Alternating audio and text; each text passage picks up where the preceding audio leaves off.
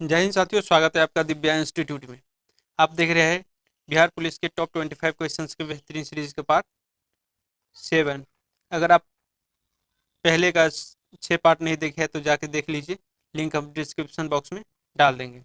अगर आप पहली बार चैनल पर आए तो चैनल को सब्सक्राइब कर लीजिए और बेल आइकन को दबाना नहीं भूलिएगा ताकि वीडियो की नोटिफिकेशन टाइम टू टाइम आप तक पहुँचती रहे। तो चलिए आज की वीडियो शुरू करते हैं, पार्ट 7। आज का पहला क्वेश्चन है, किसी दर्पण की न्यूनतम लंबाई क्या होनी चाहिए जिसमें एक व्यक्ति अपना पूरा प्रतिबिंब देख सके। किसी दर्पण की न्यूनतम लंबाई क्या होनी चाहिए जिसमें कोई व्यक्ति अपना पूरा प्रतिबिंब देख सके। तो उसके लिए उसके व्यक्ति के लंबाई के करीब करीब आधा उसका लंबाई होना चाहिए। तो ऑप्शन सी आपका सही आंसर हो जाएगा। व्यक्ति की लंबाई के कम से कम आधा होना चाहिए, तब कोई भी व्यक्ति अपना प्रतिबिंब पूरा प्रतिबिंब देख सकता है। नेक्स्ट क्वेश्चन है, धातु के टेबल पर रखा गर्म कॉफी का कप किस विधि से ठंडा होगा। तो वो चालन, संवहन, विकिरण और वाष्पीकरण, इन चारों विधि से ठंडा हो सकता है। तो ऑप्शन डी आपका सही आंसर हो जाएगा, चालन, संवहन, विकिरण और वाष्पीकरण। तीसरा क्वेश्चन है, नेक्स्ट क्वेश्चन है कि एक साफ शीशे के प्लेट पर पानी की बूंद गिरने से वो फैल जाता है, जबकि पारे की एक बूंद गोलाकार बनी रहती है, क्यों।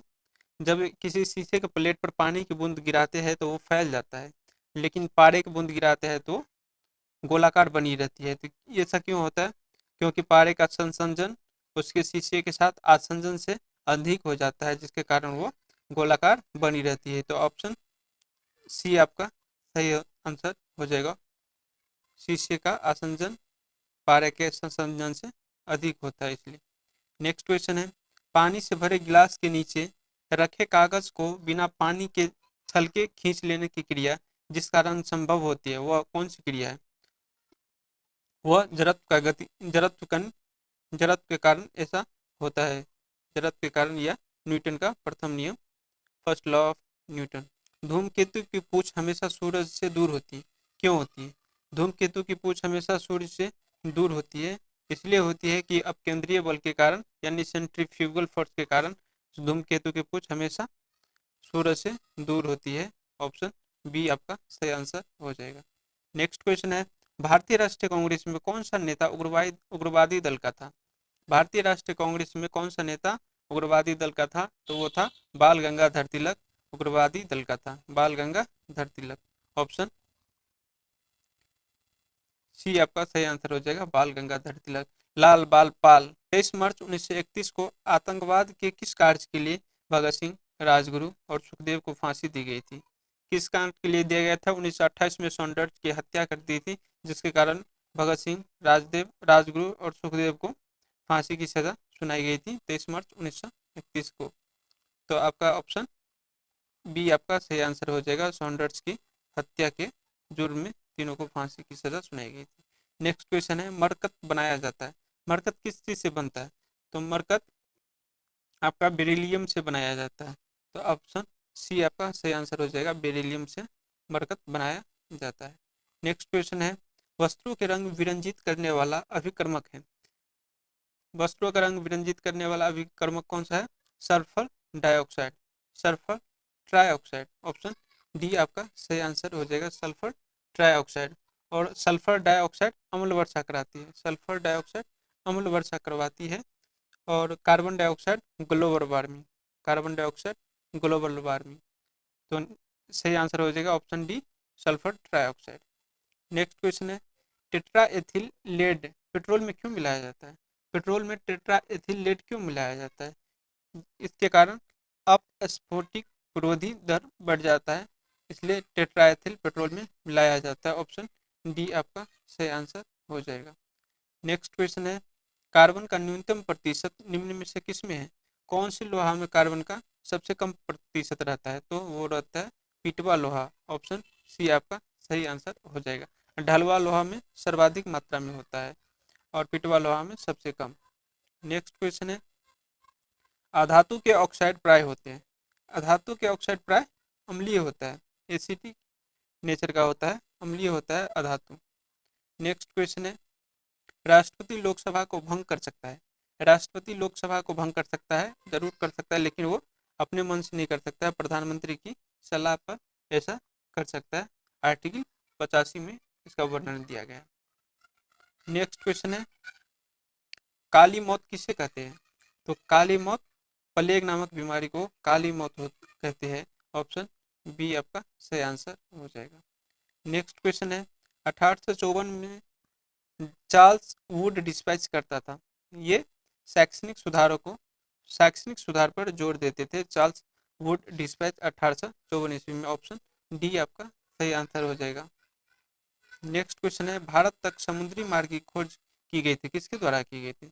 भारत आने तक समुद्री मार्ग की खोज किसके द्वारा की गई थी? तो वो पुर्तगाली के द्वारा की गई थी, पुर्तगीज के द्वारा। ऑप्शन सी आपका सही आंसर हो जाएगा। पुर्तगीज के द्वारा 17 में 1498 को 17 में 1498 को समुद्री मार्ग की खोज की गई थी। नेक्स्ट क्वेश्चन है, कौन सा युग्म सही है? कौन सा युग्म सही है? तो बाणभट्ट, हर्षवर्धन, ये युग्म सही है और ये तीनों गलत है। ऑप्शन बी आपका सही आंसर हो जाएगा। बाणभट्ट और हर्षवर्धन सही है। विक्रमादित्य अश्वघोष नहीं होगा, यहाँ कनिष्क हो जाएगा। यहाँ अश्वघोष ना होकर कनिष्क होता तब ये सही हो जाता। और बाणभट्ट हर्षवर्धन सही है। हरिसेन और कनिष्क, हरिसेन और समुद्रगुप्त होता तब ये सही होता।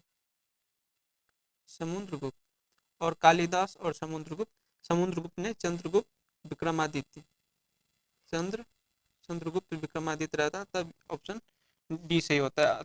अभी ऑप्शन बी आपका सही आंसर हो जाएगा, बाणभट्ट और हर्षवर्धन। नेक्स्ट क्वेश्चन है, समानता निषेचन होता है। निषेचन कहाँ पे होता है? निषेचन डिंब वाहिनी में होता है, ना कि योनि में होता है। योनि में नहीं होता है निषेचन, निषेचन डिंब वाहिनी में होता है। ऑप्शन ए आपका सही आंसर हो जाएगा। नेक्स्ट है, कौन सी अंतःस्रावी ग्रंथि पीयूष ग्रंथि से स्वतंत्र कार्य कर सकती है? कौन सा ऐसा ग्रंथि है जो कि पीयूष ग्रंथि के से अलग होकर भी काम कर सकते हैं? पीयूष ग्रंथि के साथ तो करती ही है, उससे अलग होकर भी कर सकते हैं, तो वो परावटु ग्रंथि है। ऑप्शन डी आपका सही आंसर हो जाएगा, परावटु। नेक्स्ट क्वेश्चन है, वित्त आयोग की स्थापना किसके द्वारा होती है?